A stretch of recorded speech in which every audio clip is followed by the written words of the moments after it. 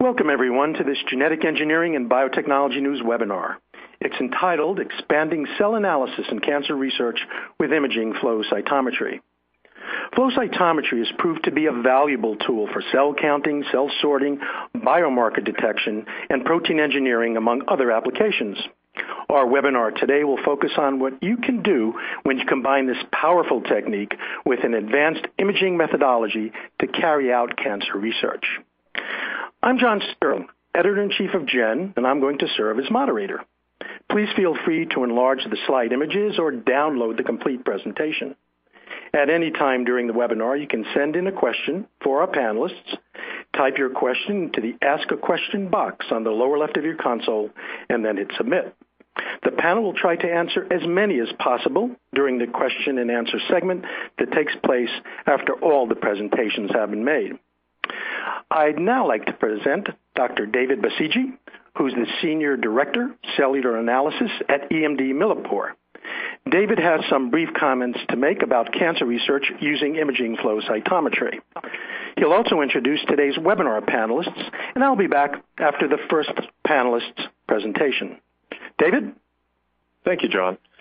As John mentioned, the topic today is cancer research using imaging flow cytometry. We have two very exciting speakers who are very experienced with the Amnis imaging flow cytometers. By way of background, for those who are less familiar with this technology, Amnis was founded in 1999 and was acquired by EMD or Merck Millipore in 2011. We're now on our third generation of the technology. The first generation ImageStream system was launched in 2005. The second generation ImageStream X came out 4 years later in 2009. And we now have two third generation products, the FlowSight and the ImageStream X Mark II, which were launched in 2011 and 2012 respectively. The FlowSight is designed to be a replacement for a conventional flow cytometer, providing all the capabilities of conventional flow, plus imaging of every single cell. The ImageStream X Mark II can do anything the FlowSight can do, but is intended primarily for image-based assays. It has higher magnification and resolution. Both systems come with IDEAS software, which is the software we developed to be able to analyze hundreds of thousands or even millions of images per data file, and is the basis for the analysis that you'll see from both presenters today. There are currently over 250 installations of the ImageStream and FlowSight worldwide in over 27 countries. The benefits of imaging flow cytometry are numerous, and essentially it provides a superset of what you would be able to do using conventional flow cytometry that does not provide imaging of the cells. So fundamentally, what imaging flow cytometry allows you to do is combine the traditional phenotypic analysis that you do in conventional flow with functional analysis provided using the imagery. The fluorescence sensitivity of these instruments is extremely high, generally higher than conventional flow cytometry.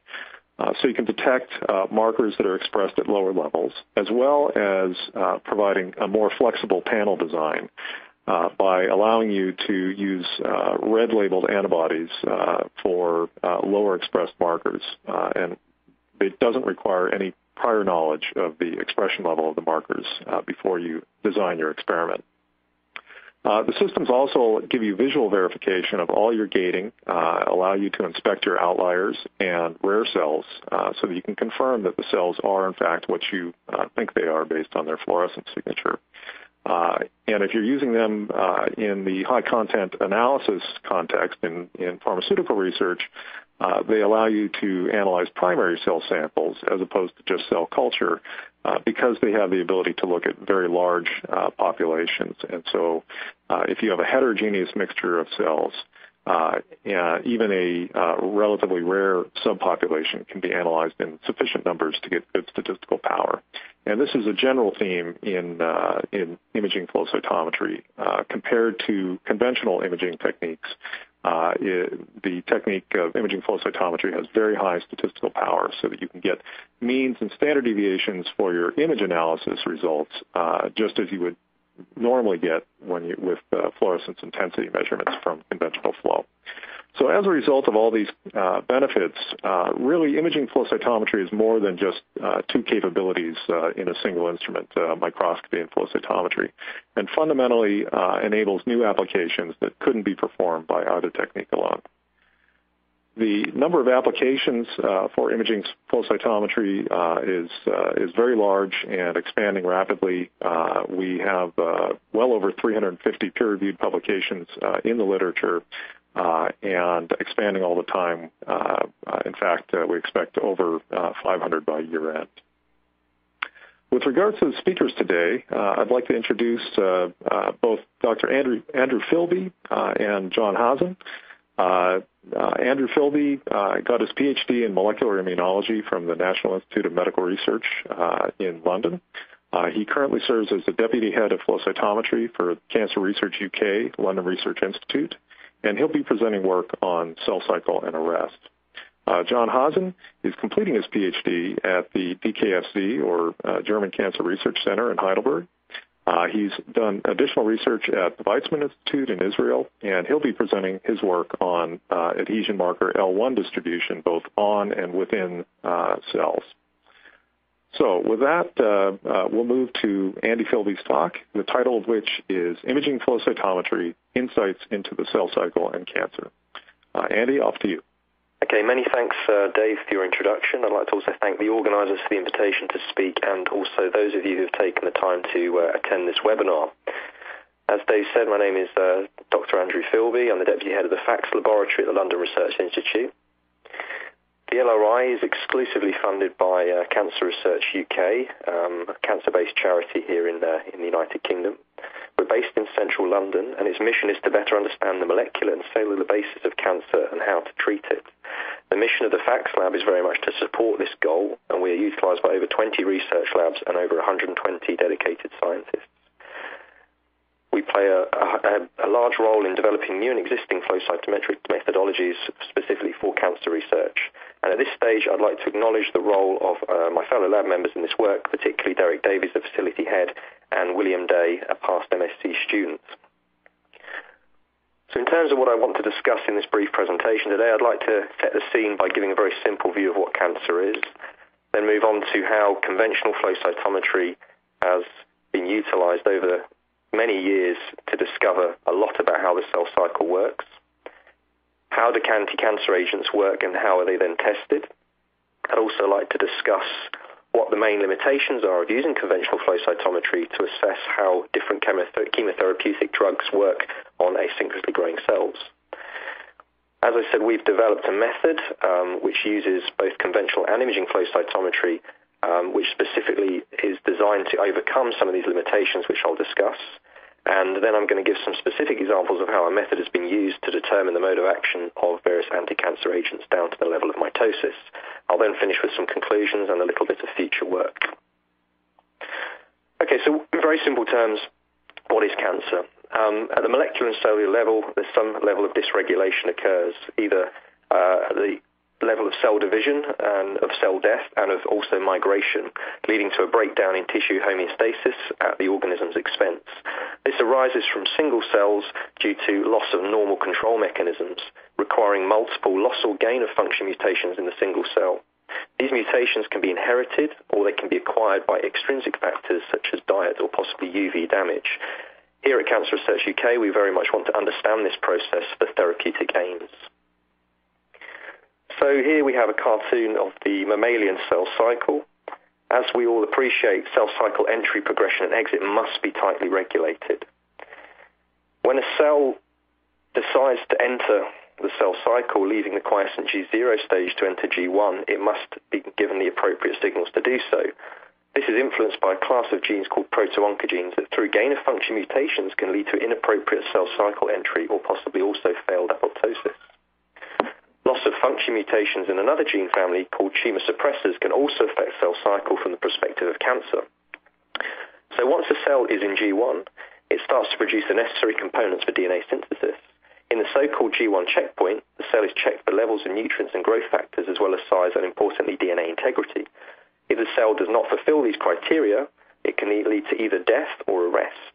If successful, however, transition to the synthesis phase or S phase where DNA replication begins to achieve a 4N DNA content. The checkpoint here in the S phase ensures there is fidelity of DNA and that the repair of any errors or damage occurs. Again, loss of function mutations in genes that repair DNA damage can also contribute to cancer.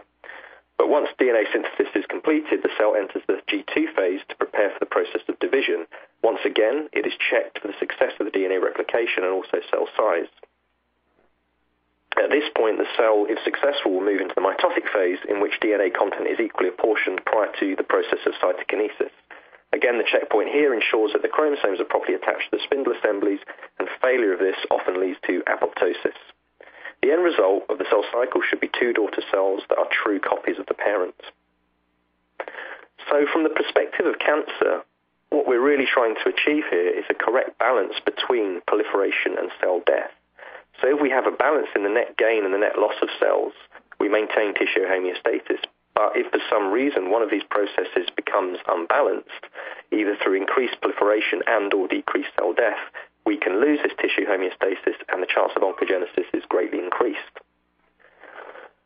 So over recent years, flow cytometry, or conventional flow cytometry as we'll call it, has taken a lead role in determining exactly how the cell cycle is occurring.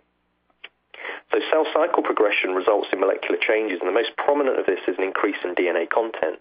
We can use fluorescent DNA chelating dyes such as propidium iodide in this example that bind in a stoichiometric fashion to DNA in conjunction with conventional flow cytometry and determine the cell cycle phase of a population. So on this slide here, the histogram on the right shows PI fluorescence or propidium iodide fluorescence on a linear scale, with G1 cells with a 2N content positioned at about 50,000 units on this linear scale, with the G2M cells being twice as bright because they have double the DNA content. So this is the 4N population positioned at 100,000 counts. As we can see as well, coloured in green, the S-phase cells fall in the range between, reflecting the increase in DNA content in the transition between the G1 and the G2M. And of course, we can further subdivide the population of the G2M using antibodies that recognize mitotic-specific phosphomodifications, such as in this case, phosphorylation of histone H3 on either serine 10 or serine 28. So while we can understand a lot using conventional flow cytometry on how the cell cycle functions in a normal and also in a cancerous situation, it is important that we can also use chemotherapeutic agents to overcome the dysregulation of this process, which may then lead to cancer. So cancer essentially is caused by cell cycle dysregulation, and various chemotherapeutic compounds act at different stages to try and curb the inappropriate cell cycle progression and promote removal of rogue cells by apoptosis. So in this slide I'm showing the three main classes of chemotherapeutic agents. We have, for example, the anti-metabolite category, which function in the G1 stage, and they act to stop production of components that are required for DNA synthesis, examples of which are methotrexate and 5-fluorouracil. We have agents and chemicals, compounds which can bind to DNA or components of DNA synthesis and stop DNA production. These are etoposide and platinum. We also have another class of inhibitors which work at the microtubule stage, and they block synthesis of components needed for cell separation. Examples of these are vinblastine and nicotazole. Okay, so how are anti-cancer agents classically tested? The most common process or system that's used to test the function of anti-cancer agents are transformed cell lines derived originally from different tumour sources. They often contain key mutations, but may also have altered drastically from the original tumour. So the current system that we use in our lab are the jerk-out leukemic cell line. These grow asynchronously without specific stimulation and are plentiful in numbers. However, they are extremely heterogeneous in terms of cell cycle distribution. And if we look at this PI histogram at the bottom of the slide, we can see that the percentage of events within these different phases reflects the time that cell spends in the phase under asynchronous conditions. So G1 is the major population, therefore the cells spend the most time in that phase, followed by S, followed by G2, followed by M. And probably the biggest issue with using asynchronous cells to test cell cycle function and cell cycle compound and mode of action is that two cells that exist in G1 may be temporarily separated by a minimum of one round of division. Moreover, cells in G2 may actually be lagging behind some in G1. So therefore, the temporal issue, how these cells are spaced out, even within what seems to be the same cell cycle phase, can have a big impact on how we interpret data. So just to give an example of that, in this slide, how do we interpret a block without some kind of temporal measurement on asynchronous cells? So if we look at the left histogram, we can see that these are cells, asynchronous Jurkat cells, which have been left untreated. On the right-hand side, we can see treatment for 16 hours with the nicodazole, which blocks should enrich for G2M cells. And we can see that we do have an enrichment in G2M. But the question arises, why do we still have cells in G1 and cells in S phase? And we have three possibilities for that. Did we not add enough drug? Is it possible that the cells have escaped the block? Or is it also possible that some cells were not in or approaching the blocking phase when the drug was added? And particularly possibilities 2 and 3 are very much affected by this idea of having some temporal measurement. So there are several methods for introducing a temporal aspect to studying cell cycle in asynchronous cells. And the major one, probably the most common one, is actually synchronization. And as the process suggests, the idea is that you arrest or block cells into a given phase, and then you remove the blocking agent, and then you allow them to move through synchronously, and then follow how the cells are behaving. So three ways in which this is commonly done is serum starvation, the addition of a double thymidine block, or even chemical agents, which in their own right are chemotherapeutic, such as nicodazole. So then you release, and you follow the cells through, and it's quite a powerful way of doing it, but again, it's an added variable. Treating the cells with other drugs and other compounds can often confuse the data. And also you might see from the data shown on the top right, the histograms, the PI histograms, the cells will return to asynchronous state quite quickly. So other temporal methods exist. You can pulse label cells using thymidine analogues such as BRDU and EDU and follow cohorts of cells through about one cycle. You can use a very elegant method which takes advantage of some chemistry between BRDU and Hurst, which is called the quenching method, and again can track cohorts through about 1 to 2 divisions.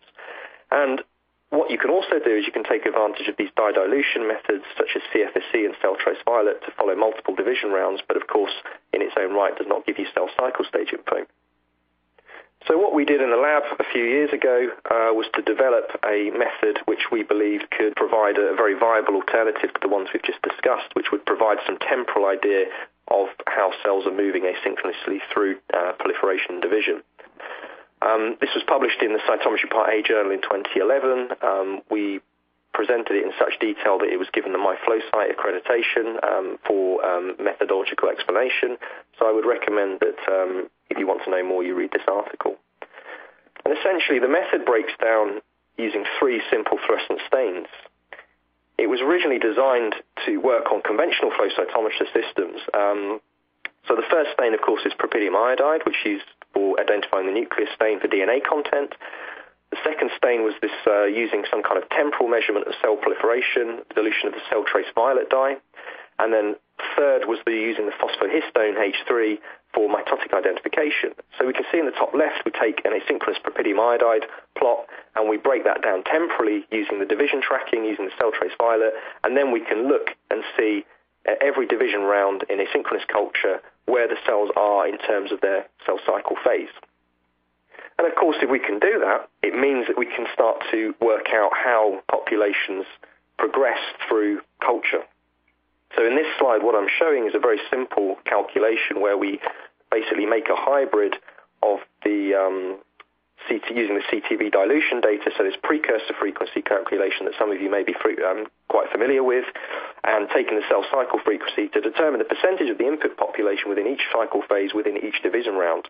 Then by taking multiple time points, we can track how this asynchronous population moves forward, and that's exactly how different drugs may influence this forward movement.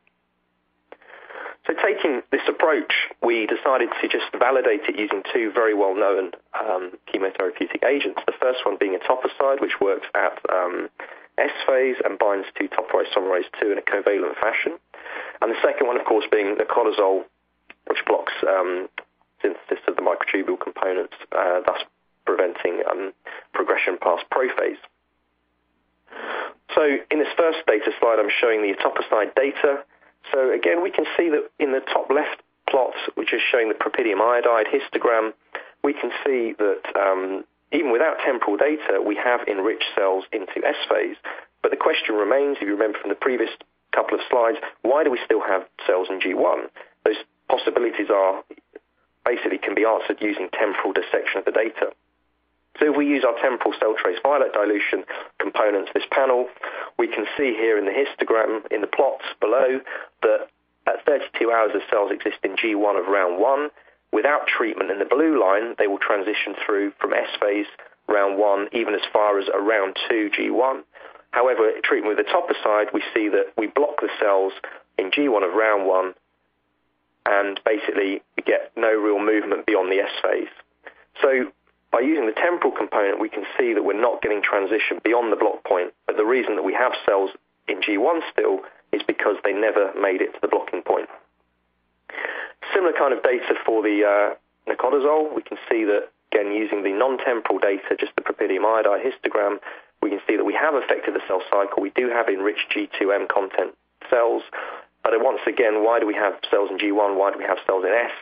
Using our temporal breakdown, using cell trace violet dilution, we can see once again it's a simple case of where the cells were at the point of block and where the cells should move to if the block was successful or not. And we can see in this case that the cells that should have been blocked at mitosis have in fact been blocked, but it's in round 1 with no cells moving into round 2 of G1. And what we can also do using this method is we can then build on this further, and we can see whether the cells will continue to proliferate having been exposed to these drugs, but then at a point of removal from culture and then putting the cells back into culture in the absence of any compound. So we can see that this may be relevant in terms of the idea of drug metabolism, where a compound may not exist or be active for a very long time. We want to see whether we've removed the drug, the cells can continue to proliferate. So rather unsurprisingly, in the case of nicotinamide, in the top plot on this slide, we can see that if we take away the drug, in the blue line, the proliferation will continue. And we know this because nicotinamide is a synchronizing compound. But interestingly, if we look at etoposide, we see a very different effect. We see that now, if we remove the etoposide from the culture and put the cells back into the culture condition, we see we get a little bit of forward movement from S phase of round 1 into G2, but really beyond that, we see nothing else. And we think that's probably because we're getting apoptosis induction. But of course, this is really where I want to now talk about our work with the imaging flow cytometry. Several anti-cancer agents obviously work at mitosis, and for various reasons it may be very important to know exactly what stage is being affected. And mitosis, of course, is not a simple one-stage process. It's composed of 4 major stages: prophase, metaphase, anaphase, and telophase, and then finally the cytokinesis stage where the 2 daughter cells separate. So how do we know what stage a given drug is targeting if we're only looking at gross measurements using phosphohistone and non-imaging cytometry? How efficient is the mitotic block? And of course, as you can probably appreciate, we really do need imagery to be able to do this. So this is where we decided to take the route of the imaging flow cytometer. This is our flow site in situ in the lab. The system has 4 lasers, violet, blue, a yellow and a red, and it has the capability of imaging 12 channels at 20x. And of course, conventional flow cytometry does not provide this capability. We felt that this should give us equivalent ability to resolve the populations based on gross fluorescence, but also provide the imagery to tell us exactly what mitotic phase was being affected. So in this first slide, this is actually data which we originally captured on an image stream X, so it's slightly higher magnification at 40x, and we can see that if we compare the resolution of the populations on a BD4 test, or in the top section of the slide, or on the bottom section of the slide, the image stream X, we can see that our resolution of the division peaks is very, very good on both systems, and furthermore, our ability to identify pH3 positive mitotic cells with a foreign DNA content based on PI staining is also equally equivalent. So I think this really stresses the fact that by transitioning from a normal cytometer to an imaging cytometer, we've lost no data at all. And what's very important is that we can take the pH3 positive population from the imaging cytometer, and we can use two very simple morphometric parameters to subdivide them into pro, meta, and anaphase. And of course, if we can do that, we can plot it. And by plotting these populations, we can obtain gating statistics. And in this case, what we've done here is that we've also used fluorescence -1 controls for setting the gates on the gross fluorescence. But the extra element we have in imaging flow cytometry is that because we've made a morphometric measurement, we also need to have some kind of control for gating on that basis. And in this case, we've coined this idea of a morphometrically relevant biological control for setting gates on spatial morphometric information. And in this case, we actually used nicotazole-treated cells in order to do this, to make a subdivision on this aspect ratio measurement on the y-axis to be able to identify pro and metaphase based on the fact that nicotazole treatment will block almost exclusively in prophase.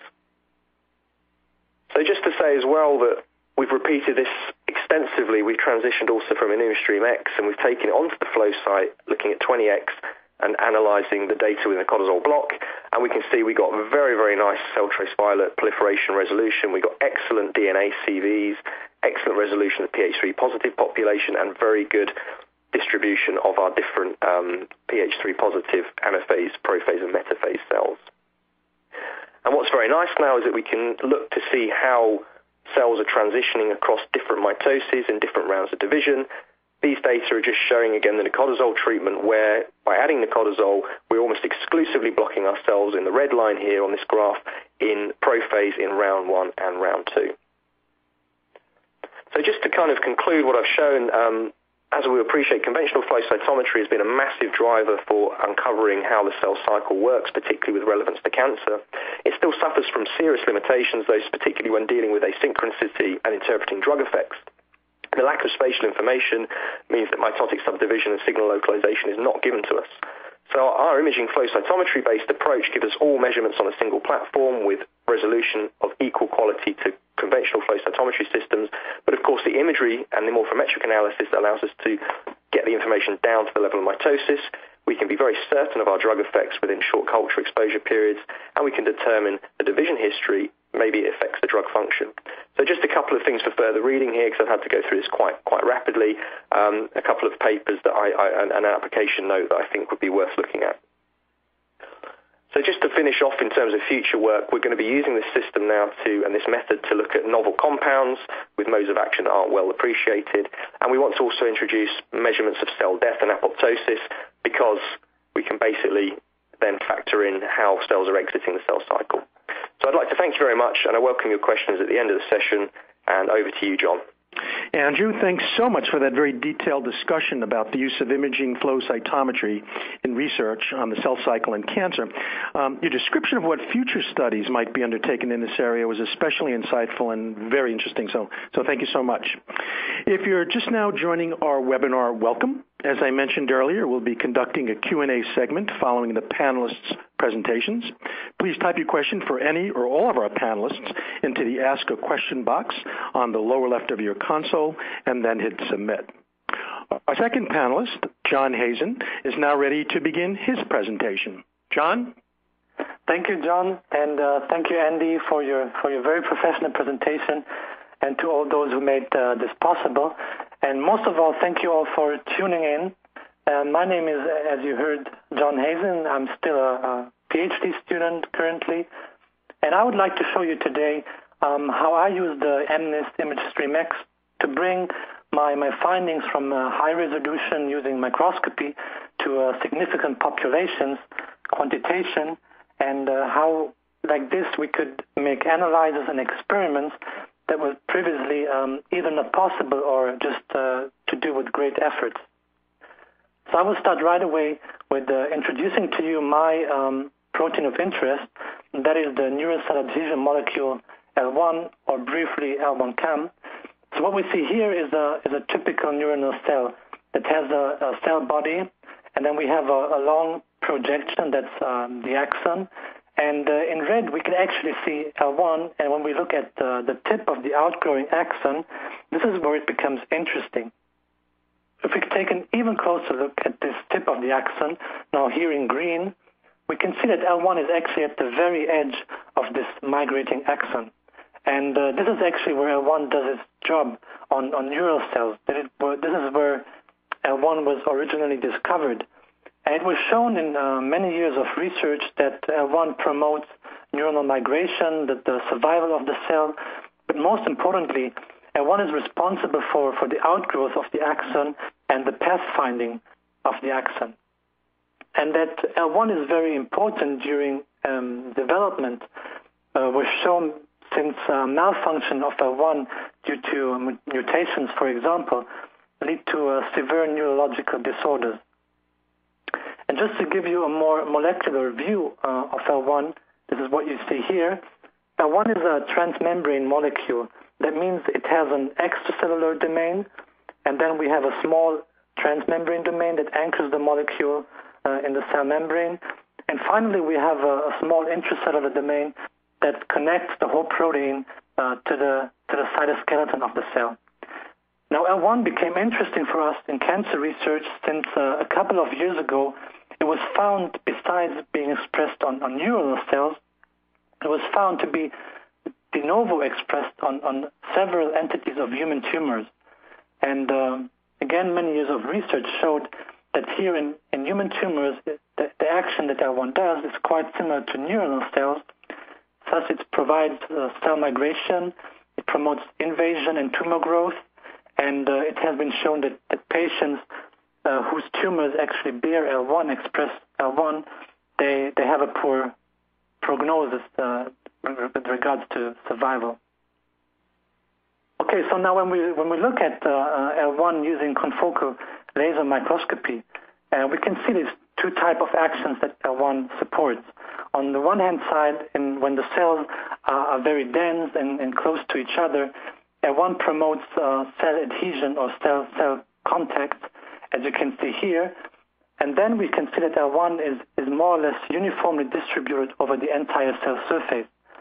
Now, if you look on the right-hand side in sparse cells, and this is actually what we believe to happen in the tumor at the invading front of the cells, where cells detach and then become motile, we see that the distribution of L1 changes to forming a polarized membrane domain at the front of the cell, at the migrating front of the cell.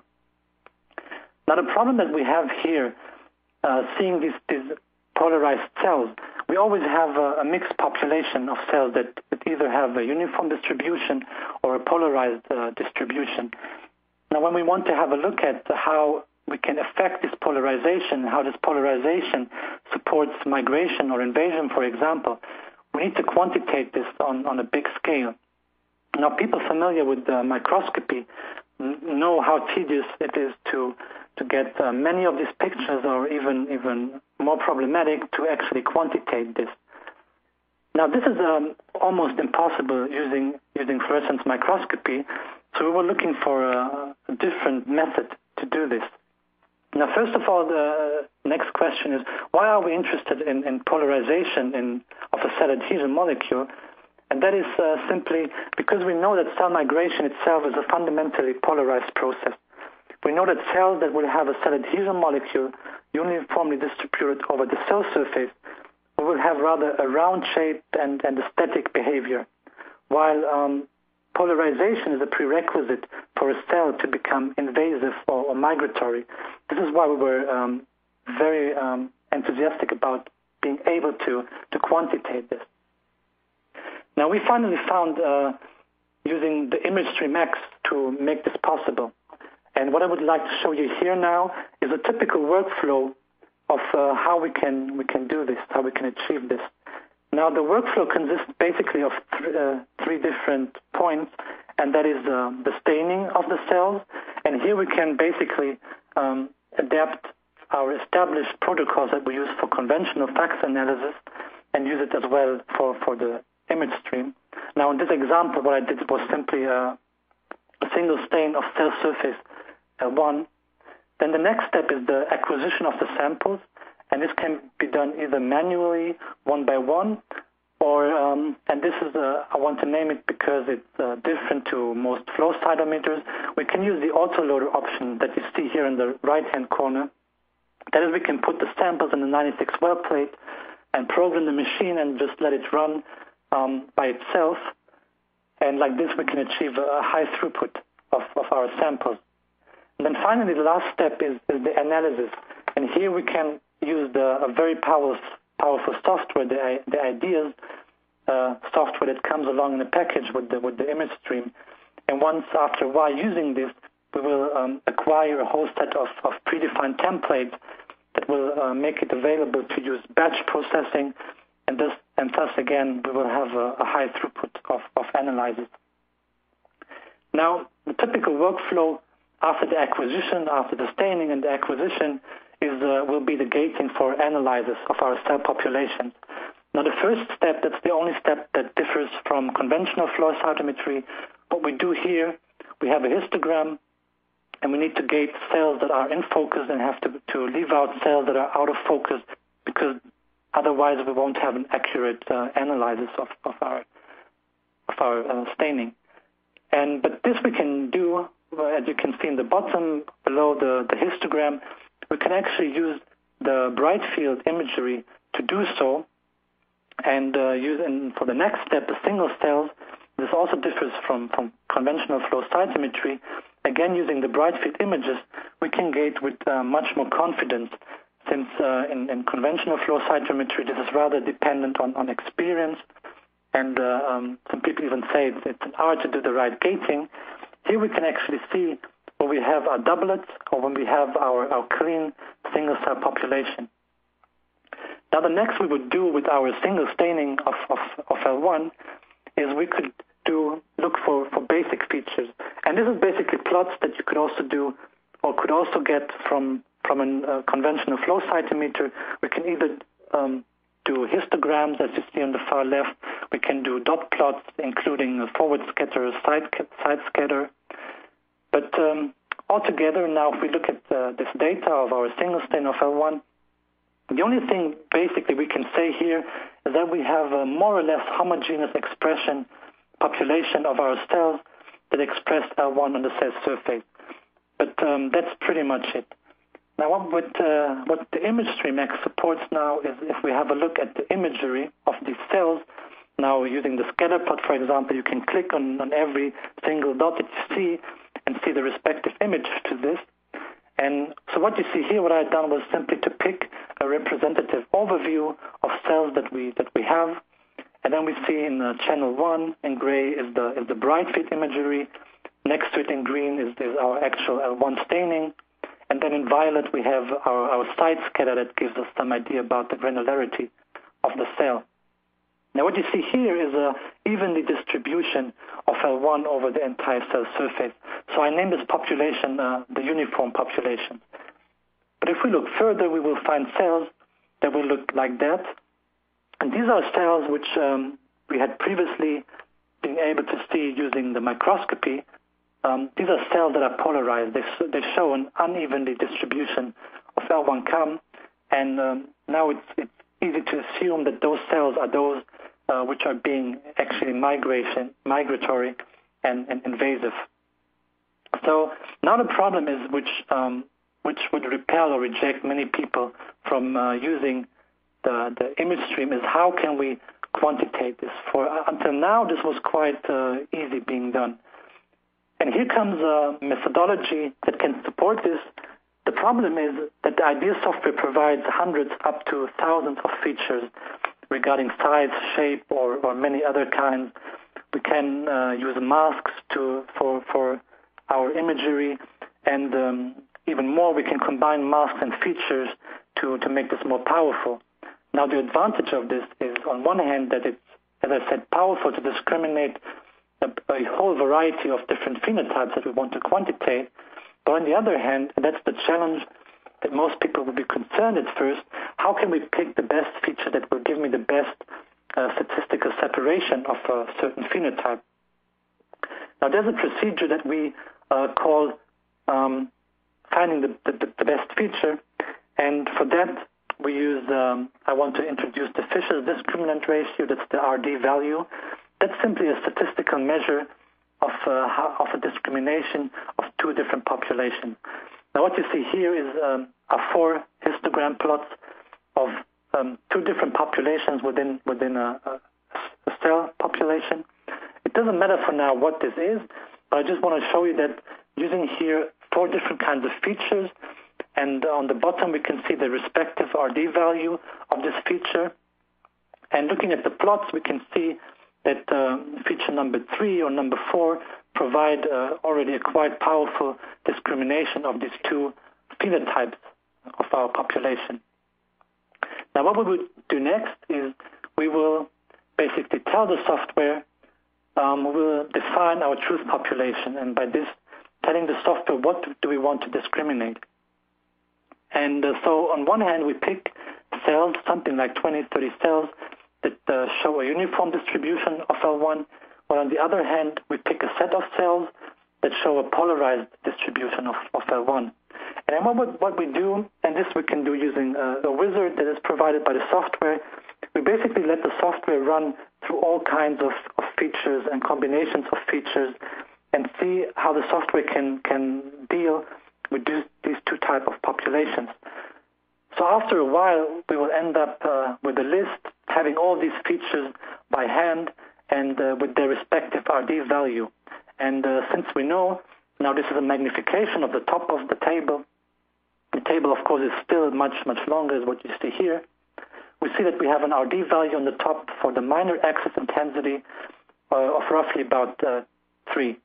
And then we know this is quite a robust, this is a value for a robust statistical separation of our two populations. Then we can go forward and have a look what this feature actually does. So the minor axis intensity puts basically two axes, one through the most widest part and one to the least widest part of the cell, a perpendicular axis, and then we have the minor and the major axis, and then it sets the intensity of our staining, it weighs it towards the axis. And then, of course, when we have a uniform distribution of the signal, we will get a higher score, while having a polarized distribution will lead to a lower score. Now, taking this feature that we found proved to be best to separate, we applied this to our previously set so-called truth population. And then what we get for these few cells is a graph that would look something like this. But now, since we know we have here only polarized cells and here only uniform cells, first we see that we have a nice separation of these two populations, and now we can set our gates with confidence since we have picked these cells earlier. Now this proves a feature to be quite robust, and then here we could go back and try to modify like masks or intensity thresholds to refine this and to get an even more better separation. And then we can move forward and use this feature for our actual experiment. Now what we see here is cells that I have shown you previously, which were left untreated, and here we have something like roughly 8,000 cells quantitated, and we see the distribution, it's roughly 50-50. One half of the population is uniform, consists of uniform cells, and the other half is are polarized cells. Now when we take and we can do all kinds of treatments, and again, since we have a high throughput of this system, we can use many samples, and then eventually we can find, for example here, a certain treatment that will push the polarized cells towards being more uniform. And then we could move forward and look how this treatment can affect migration or invasion of these cells. And like this, we can actually figure out how these processes are regulated. Now, what I've shown you here now was a simple single stain. What we can also do is, of course, we can do double staining and thus try to find other proteins that may interact with our protein of interest and promote this phenotype. And indeed, I could find a protein, which unfortunately I can't name here yet, but we just call it X.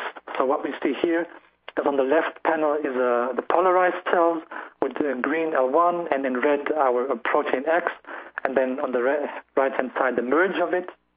And on the right panel we see cells that contain this or express this protein X, while the left panel were the cells are low in this other protein. And then we can clearly see that, first of all, the cells are more polarized the more of the other protein they have. And secondly, we can also see that these molecules co-localize.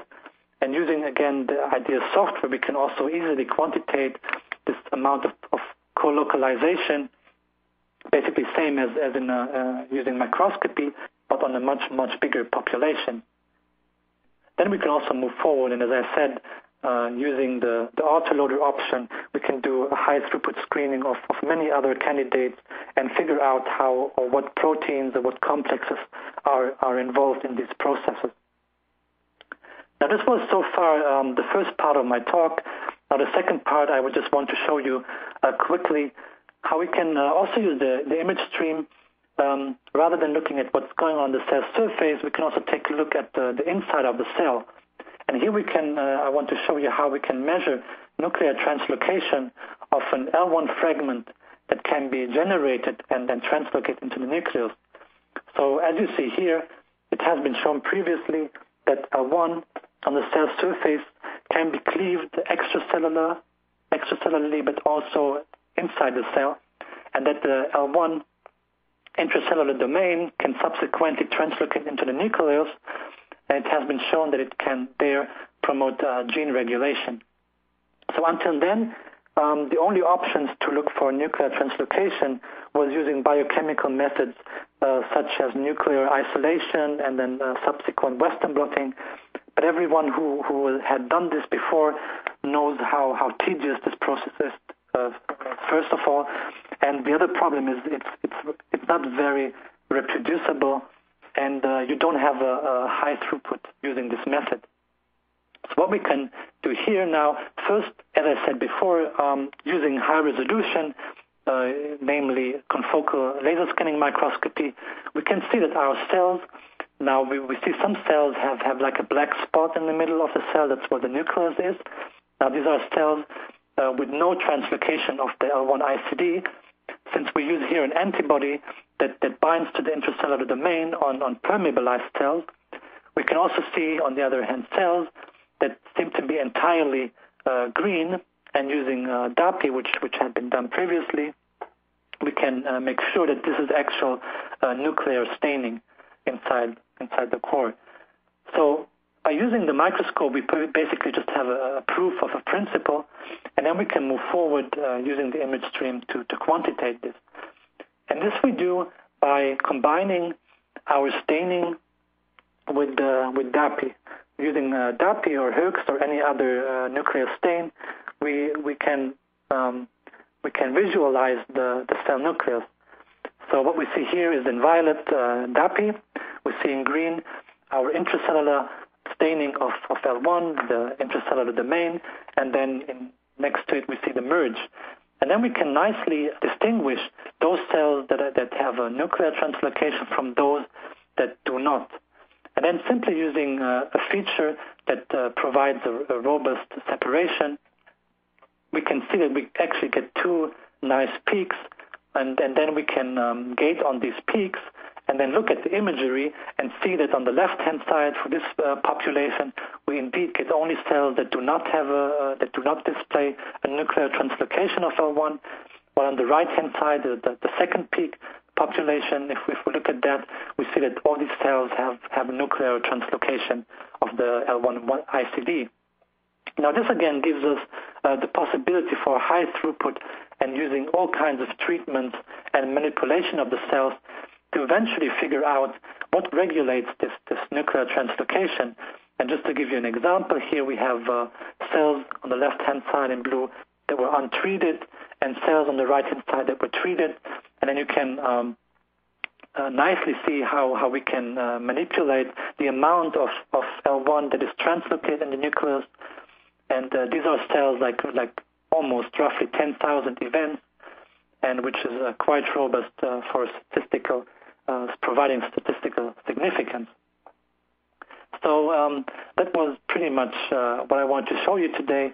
I've shown you how, on one hand, we can quantify polarization of a transmembrane molecule. Now, this procedure could be done for virtually any transmembrane or extracellular protein.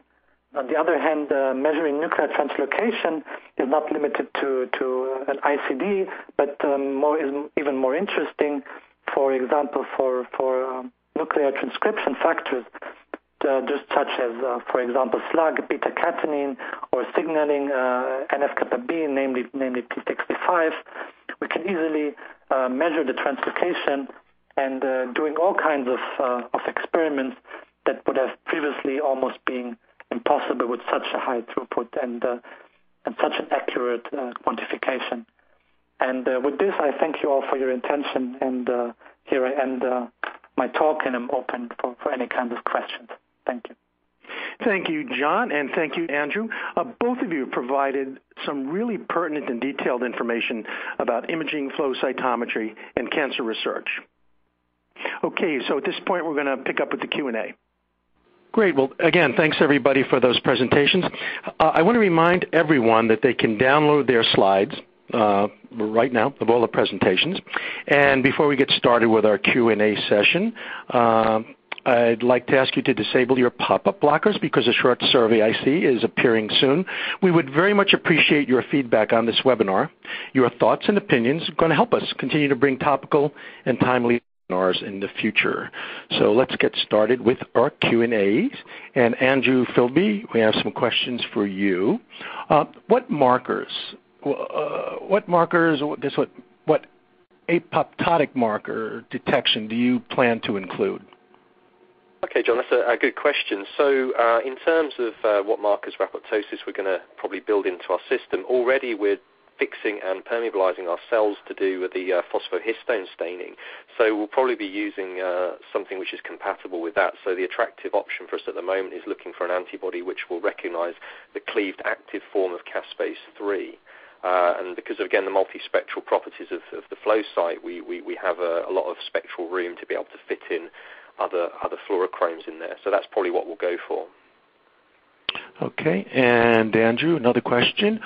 How important is temporal data for assessing chemotherapeutic drug function on an asynchronous growth? Well, again, I hope that the data and the argument we've put together in the presentation that we've just seen will convince most people that it is very important, because I think without some kind of appreciation of how your cells in asynchronous culture conditions are separated, not just within a given cell cycle, but potentially across multiple cell cycles, is very, very important. And the only way you can do that is with some kind of temporal method, whether it be our method or whether it be some of the other ones that I proposed, the EDU or BRD pulse chasing. You need to have some idea of where your cells are at before the addition of a drug, and of course where they've got to without the drug in the time window that you've added the drug for. Otherwise, I don't think you can really be conclusive about how the drug is functioning, because as I've said, if you add a cell which blocks, if you add a drug which blocks, say, a G2M, but you can still see cells in G1, you need to know why that is. It could be because the cells have actually escaped the block, or you didn't have enough drug, or most likely it's because the cells were never at the position to be blocked in the first place. So I think really that a piece of temporal component to your analysis is almost essential. And Andrew, how hard is it to work with cell lines and dyes like CTV and CFSE in terms of division peak resolution? Well, again, a good question. I mean, I'm sure many people will be aware of some of the challenges of using these dyes, particularly with cell lines. And what we've found, and others have found, is that the ability to resolve these division peaks is really rather dependent on how well your input population has been labeled. So these dyes typically bind to intracellular proteins, and therefore, if you have a cell line which is rather large and variable, you're going to get quite a spread of your labeling input population. What we found is that, for things like jerkats, you can pretty much do the best labeling you can do, but you probably won't get division peaks in culture. So what we do, and other people do actually, is to run the labeled cells through a cell sorter and formulate a sort decision which just narrows the fluorescence of the input population. And then hopefully, as you can see from the data I've shown today, by doing that very quick process, you can narrow that input population enough to then be able to see rather beautiful division peaks in culture. Okay, Andrew, I've got a lengthy one here for you, so bear with me. The side effects of chemotherapy can be very severe due to non-specificity of the drugs, as they target processes common to all cells. Can imaging flow cytometry support efforts to develop more cancer-specific compounds, and if so, how? Okay, again, that's a very, very nice question. I totally agree. Chemotherapeutic drugs will be targeting processes which are very common to all cells, the cell cycle, the processes involved in that. But of course, the kind of magic bullet idea is that somehow, maybe this drug or some compound or inhibition can be delivered specifically to the cancer cell while leaving the non-cancerous cell to be okay.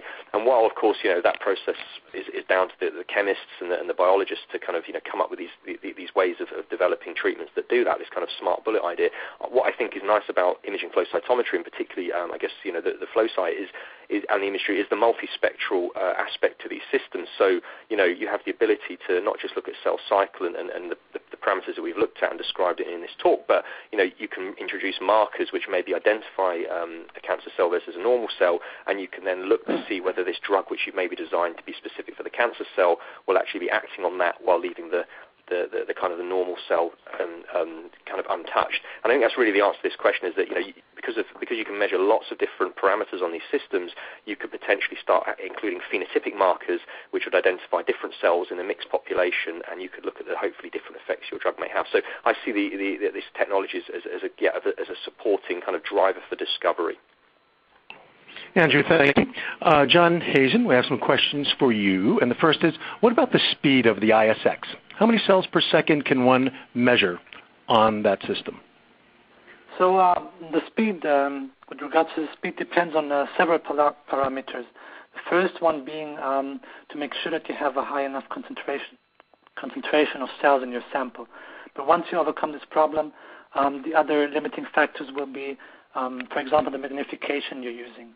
So the higher the magnification, the lower the speed, of course. And then also what can limit your speed is some options like the extended depth of field, which can give you a more like a confocal view of the cell and the more depth of field, but will also slow down a bit the acquisition. So, but generally speaking, this can range from 4,000, 5,000 cells per second with a 20x magnification, and can go up to or down to 1,000, 1,200 cells per second using the 60 times magnification. So if you compare this to a conventional flow cytometer, of course, and it's not surprising, it is slower than a conventional flow cytometer, but that's due to the fact that it also does the imaging part. But like experience shows that you would need something like from 1 minute to 5 minutes for if you have good samples, a homogeneous population, but it can also go up to let's say, maximum 15, 20 minutes per sample acquisition. But since you can use the autoloader option, you can overcome these problems when you have many samples and just leave it working while you can. You don't have to stay with the instrument. Okay, John. And another question, what is the actual resolution of the imagery of the ISX? What does it provide using the different objectives? Well, and this ranges something from, we have the three objects, as I said, 20, 60, and 40, and the numerical aperture ranges from 0.5 for the 20x up to 0.9 for the 60x. And that is not as good as a conventional, as a laser scanning microscope, but it comes pretty close. So we can go down to like 250 microns with the 60x, and they're compared to a very good, like the optical resolution limit is somewhere around 200 microns. So it is definitely good enough to resolve even subcellular structures. So we can look from like big structures as the whole cell surface down to even small vesicles. Like I had also been doing internalization of fluorophore-coupled antibodies, so you can nicely track them and colocalize them with like endosomes or like organelles in the cell. I have also seen people doing fish in situ hybridization, for which you really need a good resolution. So it's not as good as a confocal microscope, but that's the compromise that you get for the speed. But again, it's it's good enough to do subcellular structures as well. Perfect. And you can, correct me. We have also David here. He's one of the founding fathers of the image stream. So if you have anything to add on this, David, please feel free to do so. Thanks, John. Yeah, I would just add, I think you said 250 microns when you meant potentially nanometers, but yes, sure. There was another question regarding the 20x magnification of the flow site relative to the standard 40x and up to 60x of the image stream, and what applications can be performed on the flow site relative to the image stream. I think there are a number of imaging applications that are less sensitive to magnification. Obviously, Andy has shown that you can very effectively look at the phases of mitosis with the flow site. Things like internalization are readily done. Nuclear fragmentation for the assessment of apoptosis can also be performed very well at 20x. So there are a number of applications that are somewhat magnification insensitive. For those applications that require high resolution, typically co-localization applications, the flow site can still perform those applications very effectively in larger cells. So generally, cell cultured cells like Jurkat's and things like that work very well for co-localization in the flow site. When you get down to small primary cells, trying to do spot counting or co-localization with the flow site can still be done, but not with the same efficacy as the image stream. Hey, David, don't leave us. How many molecules can be labeled for an experiment? Well, that question could be interpreted a couple different ways. I think maybe the intent of the question is how many different labels can you put on a cell in a given run. And in that case, the flow site and the ImageStream-X can both acquire up to 12 images per cell.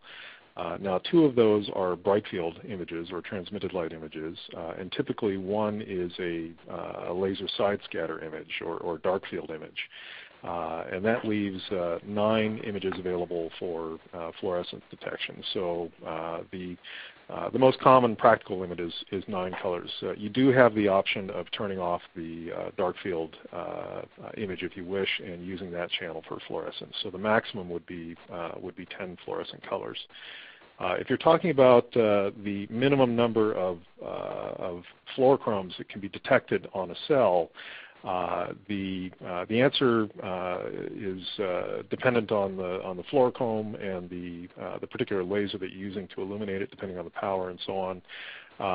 Typically, we find that the fluorescence sensitivity of the image stream and the flow site is higher than conventional flow cytometers, particularly as you get out into the red channels, where the photomultiplier tubes used in conventional flow cytometers drop off in sensitivity quite drastically. But we find it's true across the visible spectrum that the fluorescence sensitivity is, and therefore the detection limit is significantly better with the imaging flow cytometers than conventional flow, because we use a very high efficiency CCD camera.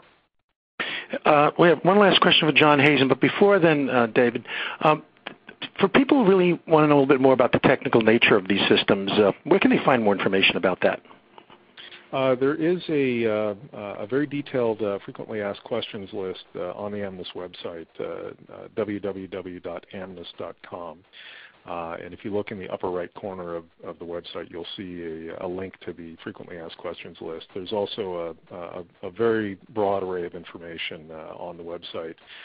We always struggle to keep up with the latest scientific literature, so there is a list of publications, but it's generally typically 40 or 50 publications behind what you might find in Medline if you did a search on AMNIS or ImageStream or FlowSite. But that's probably the best source of additional information.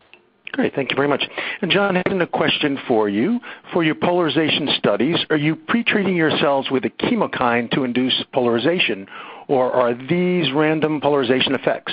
Also, do you fix your cells prior to polarization analysis? So to answer the second part first, I did some pre-experiments, of course, to see how stable these polarized membrane domains are, and they turned out to be quite stable. But still, for analysis, of course, I do take off the cells and then fix them immediately in order to preserve these structures. And secondly, no, this what I have shown here was basically the actual state in the cell culture on the dish that cells do polarize. And I wouldn't say it's random, but rather like spontaneously. But as I said before, you can see this, and that depends very much also on the density of your cell culture. Of course, the more dense the cells are, the less you will have polarized cells. And I haven't yet gone into chemokine treatment, but of course, yes, you can do this. You could treat your cells with no chemokine that induce polarization, and then you could nicely and easily go forward and quantify the effects of the treatment on the polarization. Thank you very much, John. And we've come to the end of our webinar. Please note that this webinar will be archived for 6 months on our website, www.genengnews.com. If you missed parts of it, you can watch it again, or you can recommend it to your colleagues and friends. I want to say thanks again to the panel for your outstanding presentations, and I also want to say thank you to our audience for your attention and for your thoughtful questions about various topics brought up during the webinar. And thank you to our sponsor, EMD Millipore, who made this event possible. Bye-bye now.